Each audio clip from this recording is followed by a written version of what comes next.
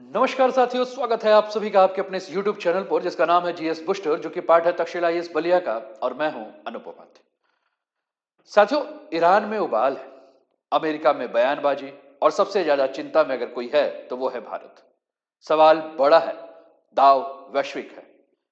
अचानक वाशिंगटन से आया एक सख्त ऐलान, और वो भी डोनाल्ड ट्रंप का। और वो भी ऐलान नहीं, एक आदेश कि जो भी देश ईरान से कारोबार करेगा उस पर अमेरिका 25% अतिरिक्त टैरिफ लगाएगा।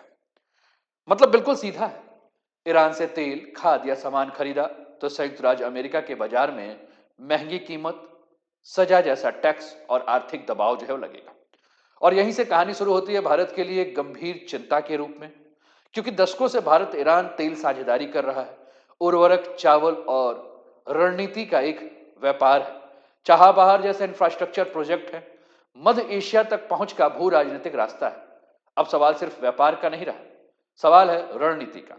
क्या यह नीति सिर्फ ईरान को अलग थलग करने की है, या फिर उभरते हुए भारत को अमेरिकी दबाव में लाने के लिए एक जियोपॉलिटिकल चाल? क्योंकि जब टैरिफ हथियार बन जाए तो निशाना सिर्फ बाजार नहीं, देश होते हैं। और यहीं से शुरू होती है भारत के लिए भी एक असली रणनीतिक इम्तिहान। तो साथियों, आज हम इसी मुद्दे के ऊपर चर्चा करेंगे। ईरान के में बदलते हुए जो हालात हैं उस पर तो चर्चा होगी ही, लेकिन उसके साथ साथ भारत पर इसके क्या प्रभाव पड़ेंगे इस पर भी हम चर्चा करेंगे। चैनल पर पहली बार है तो चैनल को सब्सक्राइब करके बेल आइकन दबा दीजिए कि यहां आने वाले हर वीडियो का नोटिफिकेशन आप सभी को मिले। साथियों, आप लोगों का प्यार और सहयोग काफी अच्छा है कि व्यूज काफी बड़े स्तर पर जा रहे हैं, लेकिन आप में से बहुत सारे हमारे साथी ऐसे हैं जो चैनल को सब्सक्राइब नहीं कर रहे, ना वीडियो को लाइक कर रहे। 15,000 20,000 से अधिक व्यूज आप दे रहे हैं छोटे छोटे से वीडियोस पे हमारे, लेकिन लाइक और सब्सक्राइब जो है उस हिसाब से नहीं है। तो मैं आशा करता हूं कि आज के वीडियो को देखने के बाद आप लाइक अवश्य करेंगे और हमारा मनोबल बढ़ाएंगे। तो चलिए शुरुआत करते हैं आज के सेशन का। और आज का टॉपिक आपके स्क्रीन पर है, US Iran tariff, India target 25% tariff. इसी के ऊपर हमें बात करना है। लेकिन इस टॉपिक को लेकर हम आगे बढ़े उसके पहले कुछ समाचार पत्रों को हम रख लेते हैं जिन्होंने प्रमुखता से इसे छापा है। चाहे हम बात अल जजीरा की करें, राइटर्स की करें, द ट्रिब्यून की करें या इंडिया टुडे की करें, सबने क्या क्या लिखा है एक एक झलकी हम देख लेते हैं। अल जजीरा लिखता है, Trump announce new 25% tariff, how will it impact Iran trading partners.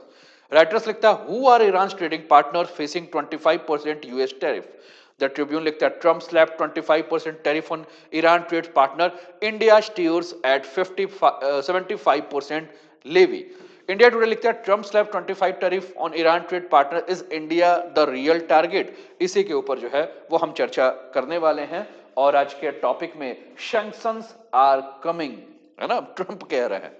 साथियों, इस पूरे मुद्दे को हमें 3 लेयर में समझना जो है वो जरूरी है, क्योंकि ये सिर्फ ईरान अमेरिका नहीं, भारत की रणनीतिक आजादी का भी सवाल है। साथियों, ईरान की स्थिति आप सभी जानते हैं कि ईरान अंदर से हिलता हुआ एक सिस्टम हो चुका है। आज ईरान की स्थिति ये हो चुकी है कि कहा यह जा रहा है कि ईरान में जो विरोध प्रदर्शन करने वाले हैं उन्हें खुलेआम फांसी की जो है वो सजा दी जाएगी। आज ईरान सिर्फ अंतर्राष्ट्रीय प्रतिबंधों से नहीं, आंतरिक उबाल से भी जो है वो जूझ रहा है। वहां की जमीनी हकीकत यह है कि बड़े पैमाने पर एंटी गवर्नमेंट प्रदर्शन हो रहे हैं। महंगाई 40 से 50% जो है वो बढ़ चुकी है। बेरोजगारी जो है वो चरम पर है। इंटरनेट ब्लैकआउट है ताकि विरोध जो है वो दुनिया तक ना पहुंचे। सुरक्षा बल जो है वो सख्त से सख्त जो है वो स्टेप उठा रहा है। और ये जो क्राइसिस है ईरान की, जिसमें हमने कहा कि मास एंटी गवर्नमेंट प्रोटेस्ट हो रहे हैं, इंटरनेट ब्लैकआउट है, प्रेशर ऑन इकोनॉमी है, ये कुल मिलाकर ये पूरी की पूरी जो स्थिति है, इस पूरी स्थिति में अगर हम बात करें तो ईरान में डर का पूरा माहौल बना हुआ है। और अमेरिका इस बीच में ये चाहता है, अमेरिका की जो रणनीति है बिल्कुल साफ है कि ईरान की अर्थव्यवस्था को इस हद तक दबा दिया जाए कि सरकार अंदर अंदर ही जो है वो टूट जाए। और इसलिए, क्योंकि ईरान आप जानते हैं कि एक बहुत ही इंपॉर्टेंट रूट है, यहीं से होर्मुज संधि है। ये ईरान के बारे में अगर हम बात करें तो ईरान जो है एक तरह से बैलेंस करता है इस पूरे क्षेत्र को। ईरान जो है वो तेल का एक बहुत बड़ा सप्लायर है। ईरान जो है वो इंडिया के साथ भी अगर हम बात करें तो रशिया के वाले रूट या अफगानिस्तान वाले रूट या यूरोप वाले रूट के लिए international north south transport corridor के रूप में भी है। तो अमेरिका ये चाहता है कि हम क्या करें, इनके बाजारों को जो है वो तोड़ दें। और बाजार को तोड़ने का तरीका क्या है कि तेल निर्यात को रोक दो, डॉलर सिस्टम से काट दो, और जो भी देश मदद करे उसे सजा दो। मतलब ईरान को अकेला नहीं, ईरान को बेसहारा कर दो। और अमेरिका का जो मकसद है, उस मकसद में टैरिफ अमेरिका के लिए एक नया हथियार बन चुका है।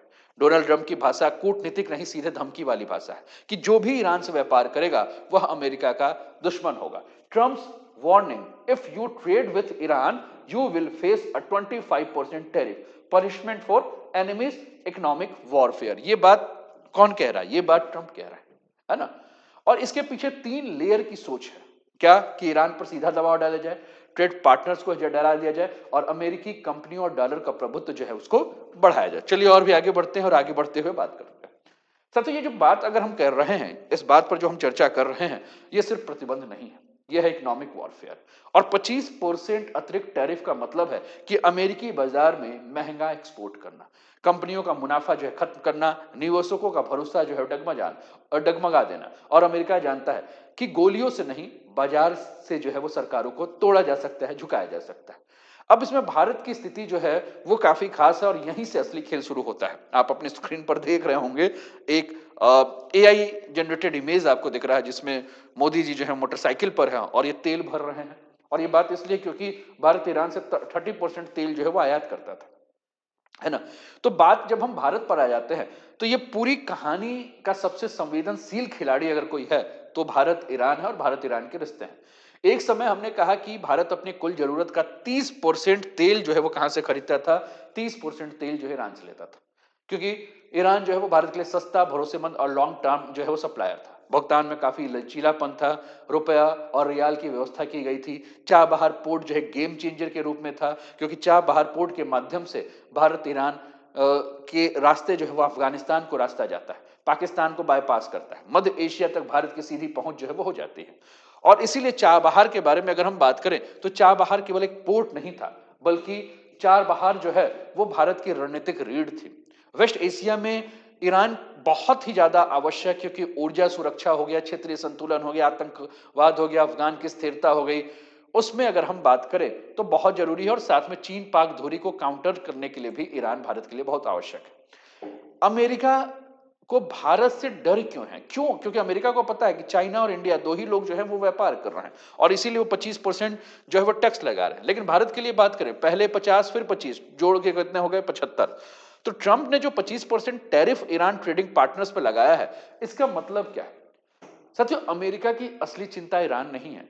भारत की स्वतंत्र विदेश नीति जो है वो अमेरिका की सबसे बड़ी चिंता है ना? भारत की जो स्वदेश नीति है, इस स्वदेश नीति को लेकर अमेरिका बहुत ज्यादा चिंतित रहता है ना?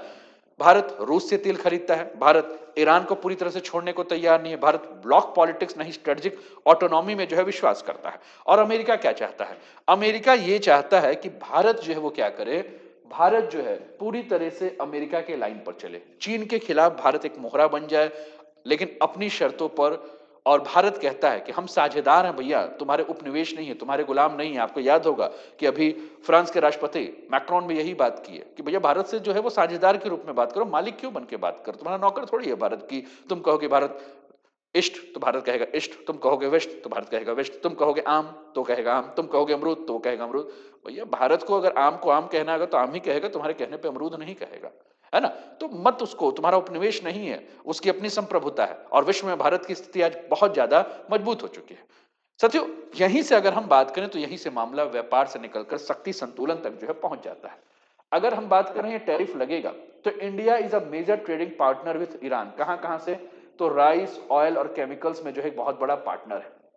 अब ये 25% जो टैरिफ लग जाएगा, हमने कहा कि इसके पहले अमेरिका ने 50% का टैरिफ लगाया है, अब ये 25, ये दोनों जोड़ के अगर हम मान लें कि भारत ईरान के साथ व्यापार कर रहा है, तो अब भारत को क्या दिक्कत होगी? भारत को रशिया और ईरान के साथ व्यापार करने के बाद ये होगा कि भारत पर इनडायरेक्टली 75% का जो है वो क्या लग जाएगा? टैरिफ लग जाएगा। Potential impact on Indian export to the US, total tariff on Indian export up to 75%। समझ रहे हो ना? तो भारत के लिए हर चीज जो है वो क्या हो जाएगा? महंगा हो जाएगा अगर वो अमेरिका के बाजार में भेज रहा है। इंडिया से स्पेशल पोजीशन क्या है? Up to 30% of oil imports from Iran not bound by rigid rules. और आगे बढ़ते हैं।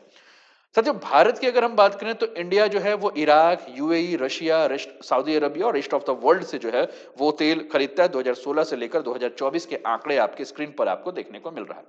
इंडिया जो है वो थ्री फ्रंट मॉडल पे काम कर रहा है। यूनाइटेड स्टेट्स को भी खुश रखना है, रशिया को भी खुश रखना है और ईरान को, मतलब अपने राष्ट्रीय हित देखने हैं। हमें जहां से फायदा होगा हम उसकी बात करेंगे, है ना। सर, जो चाबहार पोर्ट जो है वो असली जियोपॉलिटिकल नर्व है। चाबहार पोर्ट भारत के लिए सिर्फ एक बंदरगाह नहीं है साथियों, यह रणनीतिक लाइफलाइन है। और वो इतनी अहम है क्योंकि भारत को अफगानिस्तान तक अगर सीधी पहुंच बनाना है, पाकिस्तान को बाईपास करने के बाद एकमात्र अगर कोई व्यवहारिक रास्ता है, मध्य एशिया से ऊर्जा और खनिज संसाधनों तक एंट्री गेट अगर कोई है तो वो है चाबहार पोर्ट। भारत की कनेक्टिविटी डिप्लोमेसी का केंद्र जो है वो है चाबहार पोर्ट। अमेरिका नीति जो है वो पारंपरिक है कि जो हमारे साथ है वो हमारे जैसा चले, लेकिन भारत कहता है कि रूस से भी तेल खरीदेंगे, ईरान से पूरी तरह से नाता जो है वो नहीं तोड़ेंगे, चीन के विरोध में भी हम अपनी शर्तों पर हम चीन का विरोध करेंगे। और अमेरिका को इसी बात का डर है कि आज अगर भारत अपवाद बना तो कल दूसरा देश भी जो है वो स्वतंत्र लाइन ना अपना ले। यानी कि अगर चाबहार कमजोर हुआ तो भारत की यूरेशियन रणनीति भी जो है वो कमजोर हो जाएगी। चाबहार बनाम ग्वादर की अगर हम बात करें तो इधर भारत ईरान के साथ चाबहार मल्टीपोलर कनेक्टिविटी बना रहा है, ट्रेड और रणनीति पे काम कर रहा है। उधर चीन पाकिस्तान के साथ ग्वादर पे काम कर रहा है, चाइना पाकिस्तान इकोनॉमिक कॉरिडोर पे काम कर रहा है, पीएलए की संभावित नौसैनिक मौजूदगी वहां पहुंच जाएगी। चीन पहले से अरब सागर तक अपनी पहुंच बना चुका है। अब अगर भारत ईरान के साथ मिलकर वैकल्पिक कॉरिडोर खड़ा करता है तो सीधे सीधे चीनी विस्तार को जो है वो चुनौती होगी। तो इससे अमेरिका को क्या दिक्कत है? साथियों, अमेरिका को दिक्कत यह है कि संयुक्त राज्य अमेरिका की सोच है कि चीन को रोका जाए भारत के माध्यम से, है ना। लेकिन भारत कहता है कि चीन को हम रोकेंगे लेकिन तुम्हारे शर्तों पे नहीं, अपने शर्तों पे, कंडीशन हमारी होगी, बात हमारी होगी, डिसीजन मेकर हम होंगे, तुम कुछ नहीं होगे। ठीक। और अमेरिका कहता है कि ठीक है तुम चीन को रोको लेकिन नियंत्रण मेरे हाथ में दो। तो अमेरिका बिल्कुल नहीं चाहता है कि भारत ईरान स्वतंत्र रणनीति जो है एक धुरी बने, एशिया में कोई ऐसा मॉडल उभरे जो कि अमेरिकी छत्र छाया से जो है बाहर हो। इसलिए चाबहार पर दबाव जो है वो डाला जा रहा है। इसलिए ईरान से जुड़ने पर टैरिफ की जो है धमकी दी जा रही है। और भारत के स्वतंत्र निधि मॉडल का सबसे बड़ा टकराव यही है कि भारत आज दुनिया का इकलौता देश है जो तीन ध्रुवों के साथ जो है वो एक साथ बात कर रहा है। आपके स्क्रीन पर ये तीन ध्रुव दिख रहे हैं।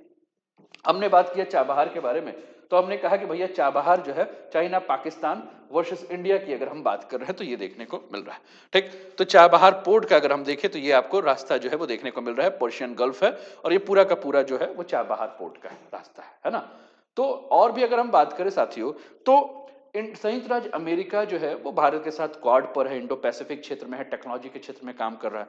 रशिया जो है ऊर्जा रक्षा और ऐतिहासिक भरोसे पे काम कर रहा है। ईरान जो है वो तेल कनेक्टिविटी और वेस्ट एशिया बैलेंस पर काम कर रहा है। और ये मॉडल है, जिस मॉडल के बारे में अगर हम कहें तो भारत ये कह सकता है कि भैया हम किसी ब्लॉक के नहीं है, अपने हित राष्ट्र हित को देख रहे हैं। भारत की स्ट्रेटेजिक ऑटोनॉमी है और अमेरिका की यही परेशानी है ना। तो सबसे पहले एक बात को हमें समझना आवश्यक है कि डोनाल्ड ट्रंप की जो भाषा है वो कूटनीतिक नहीं है, राजनीतिक है। वह विदेश नीति को भी घरेलू चुनाव हथियार की तरह जो इस्तेमाल करते हैं। ट्रंप हर बड़े वैश्विक मुद्दे पर लगभग एक ही पैटर्न अपनाते हैं कि एक दुश्मन को तय करो। और इस बार उन्होंने दुश्मन ईरान को किया है। उन्होंने ईरान को जो है वो तानाशाह शासन के रूप में, अमेरिका विरोधी के रूप में, दुनिया के लिए खतरा के रूप में जो है प्रायोजित किया है। दुश्मन तय होते ही अमेरिका जनता में को एक विलन जो है वो मिल जाता है। किसको? अमेरिकी जनता को। और अमेरिकी जनता को जो ट्रंप है वो बताते हैं कि भैया देखो ये सबसे बड़ा दुश्मन है और उस दुश्मन को जो है हमें सजा देना है। और यही खेल बदल जाता है कि ईरान से जिनका भी लेन देन है, जैसे भारत का है, चीन का है, टर्की का है, यूएई का है, उनको कहा जाता है कि हम तुम पे टैरिफ लगा देंगे, हम तुम पे प्रतिबंध लगा देंगे, हम तुमको जो है धमकी देंगे। क्योंकि मकसद यही होता है कि अगर दुश्मन को नहीं छोड़ोगे तो कीमत जो है चुकानी पड़ेगी। और अंत में कैमरे की तरफ देख के ट्रंप साहब कहते हैं कि देखिए मैं कितना सख्त राष्ट्रपति हूं, मैं अमेरिका फर्स्ट की बात करता हूं, मैं अमेरिकन फर्स्ट की बात करता हूं, मैंने दुश्मनों को नहीं छोड़ा। आपने देखा मदुरै के घर में घुस के हम उसको उठा लाए। आपने देखा ईरान को हमने सीधे कहा है कि हम तुमको मार डालेंगे। आपने देखा कि क्यूबा को भी हमने धमकी दी। आपने देखा कि मैक्सिको कनाडा को भी हमने धमकी दी। आपने देखा कि ग्रीनलैंड को कहा कि बिटिया दे दो भैया, दहेज में ग्रीनलैंड दे दो, है ना। तो कुल मिलाकर जो है वो सिंपल सा है कि दांत चियारेंगे ट्रंप बाबा और उसके बाद सीधे आके कहेंगे कि देखो भैया मैं कितना सख्त राष्ट्रपति हूं, दुश्मन को भी नहीं छोड़ता हूं और दोस्तों को भी लाइन पर लेके आता हूं। और ये विदेश नीति नहीं है साथियों, इसको हम कहते हैं कि भैया भविष्य का इलेक्शन मैनेजमेंट है, फ्यूचर इलेक्शन मैनेजमेंट आप कह सकते हैं। तो फिर भारत को जो है क्या निशाना बना रहा है? साथियों प्रत्यक्ष अगर हम कहें, डायरेक्टली कहें तो निशाना तो नहीं बना रहा है, क्योंकि ट्रंप ने कभी भी भारत को अपना दुश्मन नहीं कहा है। आपने हमें सुना होगा ट्रंप को, Modi is my best friend, Modi is my good friend, है ना, इंडिया इज गुड फ्रेंड, हमेशा यही बात होती है। यानी कि भारत को कभी दुश्मन नहीं कहा। भारत को हमेशा एक दोस्त के रूप में, लेकिन फिर भी जो है वो भारत के ऊपर दबाव क्यों दिया जा रहा है? तो उसकी 3 बड़ी वजह हैं। सबसे पहला क्वाड पार्टनर, दूसरा इंडो पैसिफिक रणनीति का अहम हिस्सा और तीसरा चीन के खिलाफ उपयोगी जो हमने कहा। लेकिन अप्रत्यक्ष रूप से क्या भारत पर दबाव दिया जा रहा है? तो बिल्कुल सही बात है। रशिया से भारत तेल ले रहा था, अमेरिका का उधर एकदम गड़बड़ाया था। अमेरिका कहा कि भई तुम किसी से ले लो, रशिया से मत लो। और रूस से भारत आज 40% से ज्यादा कच्चा तेल खरीद रहा था, पिछले 1 महीने से डाउन हुआ है। भारत कहता है भैया हमको सस्ता मिलता है वहां से, स्थिर है, रणनीतिक रूप से हमारे लिए उपयोगी है। लेकिन अमेरिका की नजर में कि जो रूस को पैसा दे रहे हो, वो पैसा रूस जो है वो क्या कर रहा है यूक्रेन के ऊपर, यानी कि तुम हमारे दुश्मन को जो है वो आर्थिक रूप से मजबूत कर रहा है। क्वाड में है भारत, लेकिन भारत कहता है कि देखिए हम यस सर नहीं करेंगे, हम क्वाड में हैं पर अमेरिका का आदेश नहीं मानेंगे। भारत का स्टैंड है कि भैया हम चीन पर सहयोग, अपनी ऊर्जा, व्यापार, कूटनीति पर जो है नियंत्रण रखेंगे। अमेरिका चाहता है कि 100% आप हमारे साथ अलाइनमेंट हो, भारत कहता है नो बॉस, है ना, हम नहीं होंगे। भारत की नीति जो है विदेश नीति एकदम साफ है, हम साझेदार हैं, हम आपके जूनियर नहीं है, बराबरी की बात करो हमसे, है ना, छोटा बड़ा मत करो।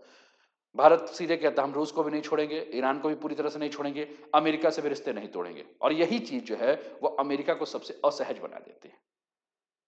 और यहीं से भारत की विदेश नीति की असली परीक्षा होती है कि भारत किसी चौराहे पर नहीं खड़ा है, बल्कि 3 समानांतर रास्तों पर चलने की कोशिश कर रहा है। और यहीं से जो उसकी भारत की ताकत है, वही भारत की ताकत जो है वो चुनौती होती है ना। यानी कि India option limited trade with Iran, diversity export attempt US India FTA, है ना। तो यहीं से हमने कहा कि भारत के लिए is India is real target, tariff pressure, trade talks tensions, leverage on India, speculation और स्ट्रेटजी, इसी पर जो है वो पूरी की पूरी हमारी जो है वो बात हो रही है। तो हमने कहा कि भारत जो है एक ऐसे चौराहे पे खड़ा है ना, जिस चौराहे पर भारत के पास भ्रम नहीं है, बल्कि भारत उन चौराहे को समानांतर रास्ते के रूप में जो है बना दिया है। और यह भारत की ताकत है, भारत की चुनौती नहीं है। भारत ने कहा कि हम ईरान के साथ व्यापार सीमित कर सकते हैं, समाप्त नहीं कर सकते हैं। ईरान के इस भारत के रिश्ते भावनात्मक नहीं है, रणनीतिक है। तेल आयात शून्य नहीं करेंगे पर न्यूनतम कर सकते हैं। गैर प्रतिबंधित सेक्टर जो हैं जैसे खाद्यान्न, मानवीय वस्तु, इंफ्रास्ट्रक्चर, भुगतान के वैकल्पिक तंत्र जो है डॉलर से हटकर जो है वो सब काम नहीं करेंगे, है ना। तो ये भी है कि अमेरिका को कोई गुस्सा नहीं दिलाना है ना। और ईरान के साथ जो एक पुल है, एक सेतु है, एक ब्रिज है, उसको भी नहीं तोड़ना है ना। तो ये सारी कंडीशंस है। और अगर अमेरिका टैरिफ हथियार का यूज करता है तो उसका जवाब है वो है मार्केट डाइवर्सिटी। भारत पहले भी इस दिशा में बढ़ चुका है। भारत एशियान में तेजी से अपने बाजार ढूंढ रहा है। भारत यूरोप में हाई वैल्यू एक्सपोर्ट कर रहा है। भारत अफ्रीका का जो है वो जो भविष्य उपभोक्ता हब कस्टमर ढूंढ रहा है। और इससे फायदा क्या हो रहा है कि अमेरिकी बाजार पर निर्भरता घट रही है, टैरिफ का असर जो है सीमित हो रहा है, भारत वन मार्केट रिस्क से जो है बाहर निकल रहा है। तो सरल शब्दों में अगर हम बात करें तो हम ये कह सकते हैं कि अगर एक दरवाजा महंगा हो जाए तो भारत बाकी सारे दरवाजे खटखटा के अपने लिए नए बाजार खोल दे रहा है। अमेरिका ने फ्री ट्रेड एग्रीमेंट के बारे में जब बात की थी तो संयुक्त राज्य अमेरिका के साथ जो फ्री ट्रेड एग्रीमेंट है भारत के लिए गेम चेंजर हो सकता है, लेकिन अगर शर्तें जो है वो संतुलित हो। भारत को एफटीए से यानी कि फ्री ट्रेड एग्रीमेंट से क्या मिलेगा, मुक्त व्यापार समझौते से क्या मिलेगा कि अतिरिक्त टैरिफ जो है वो खत्म हो जाएगी, भारत की आईटी, फार्मा, टेक्सटाइल सेक्टर को जो है राहत मिलेगी, निवेश और टेक्नोलॉजी का प्रवाह बढ़ेगा। लेकिन जो मुख्य क्या है कि भारत के कृषि और एमएसएमई सेक्टर्स के ऊपर दबाव होगा। अमेरिकी कंपनियों की आक्रामक एंट्री हो जाएगी भारत में। नीति जो भी भारत की स्वतंत्रता है वो सीमाएं उन पर लग जाएगी। इसलिए भारत के स्टेटमेंट जो है वो एकदम क्लियर है कि भैया हम फ्री ट्रेड एग्रीमेंट तो करेंगे लेकिन टेक इट और लिव इट नहीं चलेगा। और भारत के विदेश नीति का मूल सूत्र है कि इन तीनों विकल्पों को जोड़ने पर भारत की नीति एक लाइन में आप जो है वो समझ सकते हैं कि किसी का विरोध नहीं करना है लेकिन राष्ट्रहित जो है वो सर्वोपरि होगा। भारत हमेशा यही चाहता है। तो अंततः हम यही कह सकते हैं साथियों कि यह दौर ब्लॉक चुनने का नहीं है, बैलेंस साधने का है। और भारत का संदेश भी साफ है, हम किसी के खिलाफ नहीं हैं, अपने हित को हम ध्यान में रखते हैं, राष्ट्रहित जो है वो हमारा प्राथमिक है। और यही भारत की विदेश नीति की ऋढ़, राह और पहचान है। आपको क्या लगता है? कमेंट के माध्यम से आप अवश्य अपने विचारों को हम तक पहुंचाएं और भारत को क्या करना चाहिए ये भी बताएं। साथियों अगर पसंद आया वीडियो और अभी तक आपने लाइक नहीं किया होगा तो कंजूसी हटाइए, लाइक कर दीजिएगा, शेयर नहीं किया होगा शेयर कर दीजिए और सब्सक्राइब तो भैया कर लीजिए, क्योंकि आपके सब्सक्राइब करने से जो ये नंबर्स बढ़ते हैं इससे मनोबल बढ़ता है। कमेंट नहीं किया तो कमेंट कर दीजिए। अपना ध्यान रखिए, स्वस्थ रहिए, मस्त रहिए, तंदुरुस्त रहिए, हंसते खेलते मुस्कुराते हुए जीवन का आनंद लीजिए। जय हिंद, जय भारत।